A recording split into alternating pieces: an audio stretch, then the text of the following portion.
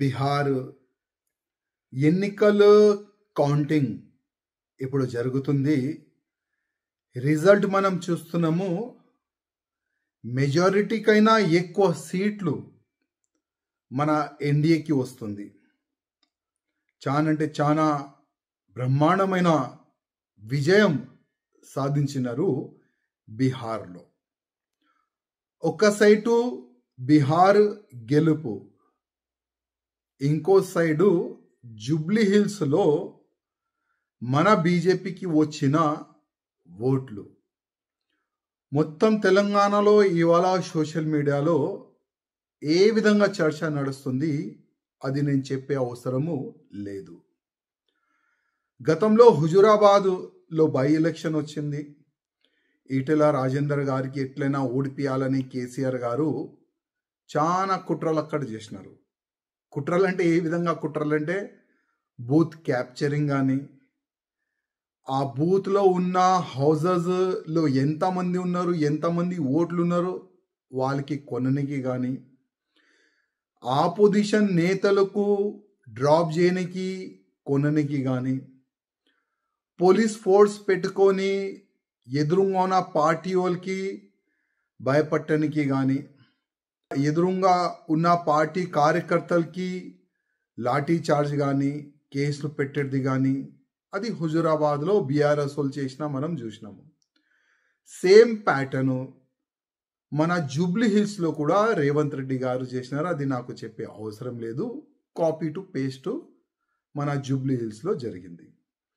ఇవాళ నవీన్ యాదవ్ గారు కాంగ్రెస్ నుంచి గెలిచినారు. నా నుంచి నవీన్ యాదవ్ గారికి శుభాకాంక్షలు ఎమ్మెల్యే అయినందుకు. ఇంకోవైపు బీజేపీ మనం చూస్తే నేను గతంలోనే చెప్పిస్తున్నాను, మా కిషన్ రెడ్డి గారు ఎన్ని ఓట్లతోని ఓడిపోతున్నారు మీరు కొద్ది అందరికీ చెప్పాలని నేను అప్పుడే అన్నా.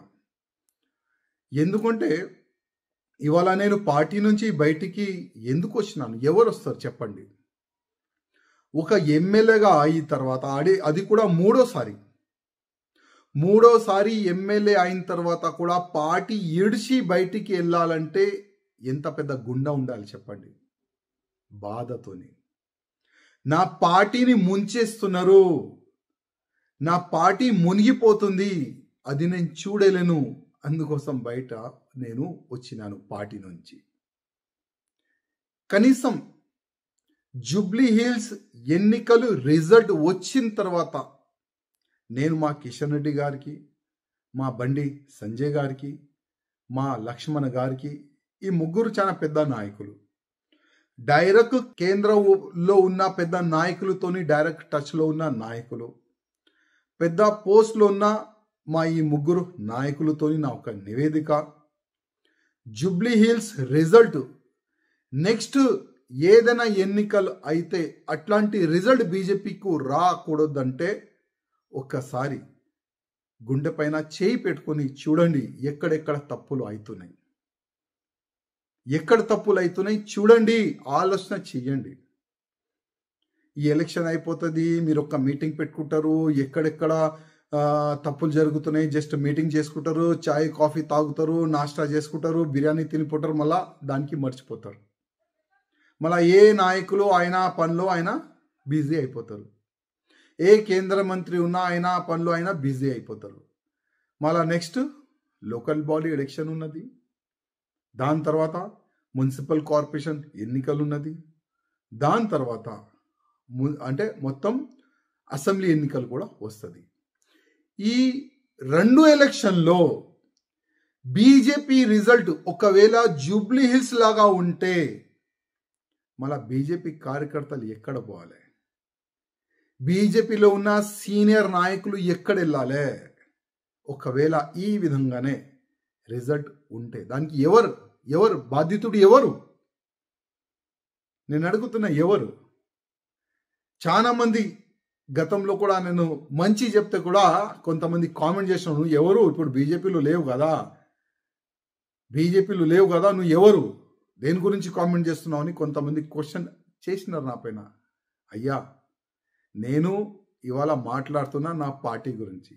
ఓకే, బీజేపీ నుంచి బయట ఉన్నా, కానీ ఇప్పుడు కూడా నేను నా పార్టీ అంటా. నాకు మీరు తీసుకోవద్దు బీజేపీలో, నాకు రానికి ఇప్పుడు ఇష్టం కూడా లేదు. ఎందుకంటే నా పార్టీని మొత్తం సర్వనాశనం చెయ్యనికి మొత్తం ప్లాన్ చేసుకున్నారు మా పెద్దలు. వాళ్ళు సొంత స్వార్థం గురించి మా పార్టీని సర్వనాశనం చేయనికి ఆల్రెడీ డిసైడెడ్. నేను ఎట్లా రావాలి చెప్పండి పార్టీలో? నెక్స్ట్ ఎలక్షన్ కొట్లాడుతానా లేదా అది కూడా నాకు తెలియదు, నాకు బాధ కూడా లేదు. కానీ ఒకటే ఒక బాధ, నా పార్టీ ఖతం అవుతుంది తెలంగాణలో, నా పార్టీ సర్వనాశనం అవుతుంది తెలంగాణలో. ఇది నేను కాదు, ప్రతి ఒక్క ఎంపీ అంటుండు. ఇది నేను కాదు, ప్రతి ఒక్క ఎమ్మెల్యే అంటుండు. మాకు ఫ్రీడమ్ లేదు మా కాన్స్టిట్యున్సీలో, మా పార్లమెంట్లో మాకు ఫ్రీడమ్ లేదు. మా పార్లమెంట్లో ప్రతి ఒక్క పోస్ట్ వీలే డిసైడ్ చేస్తున్నారు, మా నియోజకవర్గంలో ప్రతి ఒక్క పోస్ట్ వీలే డిసైడ్ చేస్తున్నారు. ఇట్లాంటి ప్రతి ఒక్క ఎమ్మెల్యే, ప్రతి ఒక్క ఎంపీ బాధపడుతున్నారు. కానీ వీళ్ళు మారరు, మా పెద్ద మనుషులు మారరు. మా పెద్ద మనుషులు ఏంటంటే, మేము ఇట్లనే నిలబడతాం, వంగం, ఎవరి ముందు కూడా మేము వంగం. మా పార్టీ లైన్ ఇదే ఉన్నది, దీన్నే మేము ఫాలో చేస్తాం. ఆ విధంగా మా పెద్దలు డిసైడ్ అయిపోయినారు. కనీసం ఆ కాంగ్రెస్ వాళ్ళని చూసి నేర్చుకోండి. అది కాంగ్రెస్ సీట్ కాదు, అది బీఆర్ఎస్ సీట్, తెలుసు కదా.